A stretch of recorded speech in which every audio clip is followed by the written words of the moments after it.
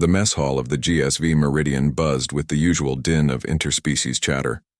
Captain Zexhai clicked his mandibles in frustration as he reviewed the crew roster on his datapad. Another cook had quit, the third one this rotation. The Velkarian had complained about the barbaric human dietary requirements, the Zenthi claimed the kitchen equipment was primitive, and the Ashkari simply vanished one night, leaving behind only a note about incompatible philosophies. "Sir?" Zexhai looked up to see his human first officer, Jack Morrison, standing at attention. The man was unremarkable by human standards. Average height, brown hair that defied regulation despite his best efforts, and quiet eyes that missed nothing. In the 2 years since Jack had joined the crew, Zexhai had learned to appreciate the human's efficiency and reliability, even if he rarely spoke, unless directly addressed. "Morrison, any word from the Employment Bureau on Kepler Station about a replacement cook?" "Negative, sir. They're reluctant to send anyone else after what happened with the last 3. Zexhai's secondary arms twitched in annoyance. The Meridian was a deep space exploration vessel with a crew of 47 beings from 12 different species. Keeping everyone fed and healthy was crucial for morale, but finding a cook who could accommodate everyone's dietary needs, from the Velkarians' liquid nutrition requirements to the Garathi's need for live prey, had proven nearly impossible. "Sir?" Jack shifted slightly. "Permission to speak freely?" This was unusual. Morrison rarely volunteered information without being asked directly. "Granted. I could handle the cooking duties, temporarily." Zexhai blinked all 4 eyes in sequence, a sign of surprise. "You have culinary training, Morrison?" Jack's expression didn't change. "Not formally, no, sir, but I've been observing, taking notes on everyone's requirements and preferences." He paused, seeming to consider his words carefully. "I don't talk much, sir, but I can cook." The human's matter-of-fact delivery struck Zexhai as oddly compelling. In his experience, the best solutions often came from unexpected sources. "Works for me," he found himself saying. "Trial basis. 1 week." The next morning, Daisy Okafor, the ship's chief xenobiologist, entered the mess hall expecting the usual chaos. Without a proper cook, the crew had been subsisting on ration packs and whatever they could scrounge from the automated dispensers. Instead, she found something unprecedented. Every species seated calmly at their designated tables, eating what appeared to be actual prepared meals. She approached the Velkarian contingent first, their translucent forms clustered around a dispenser that usually provided their bland nutritional gel. Today, however, they were consuming something that actually had color, a swirling blue-green mixture that seemed to pulse with bioluminescence. "Nutritionist Veltan," Daisy addressed their leader. "How are you finding the food?" Veltan's form shimmered with what Daisy recognized as contentment. "Most satisfactory, Dr. Okafor. The human has somehow enhanced our standard nutrition gel with compatible minerals and flavor compounds. I did not know our sustenance could be pleasant." Intrigued, Daisy moved to the Garathi table, where the reptilian predators were methodically consuming what looked like perfectly prepared portions of their preferred live food. Except, these creatures were clearly synthetic, bioprinted to exact specifications but without the ethical concerns of using actual living prey. Commander Scrath looked up from his meal, his scales shifting to a satisfied orange hue. "The human has created acceptable substitutes, the texture, the struggle response, the nutritional content, all precisely calibrated. We are impressed." As Daisy made her rounds, she found similar scenes at every table.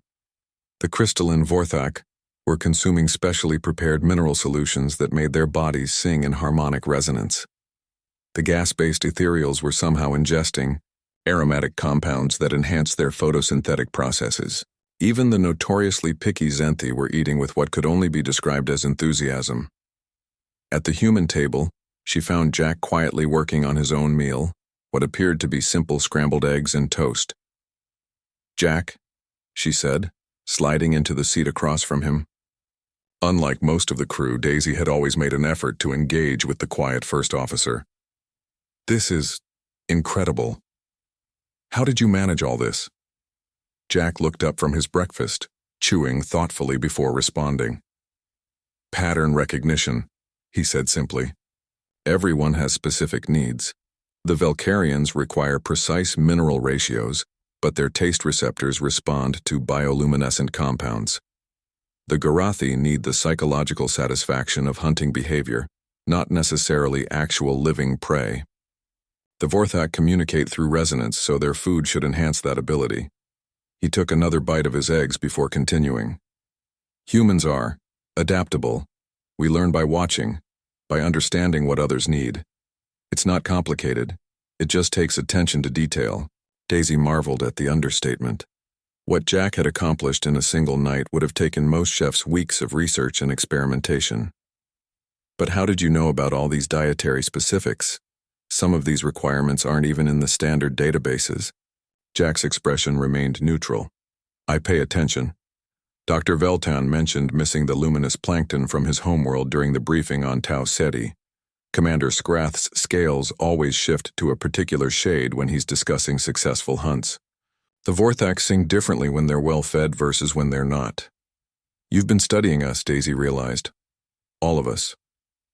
Understanding your crewmates makes for better mission outcomes, Jack replied matter-of-factly. Food is just another way of caring for people. By the end of the week, Captain Zexhai faced an unexpected problem.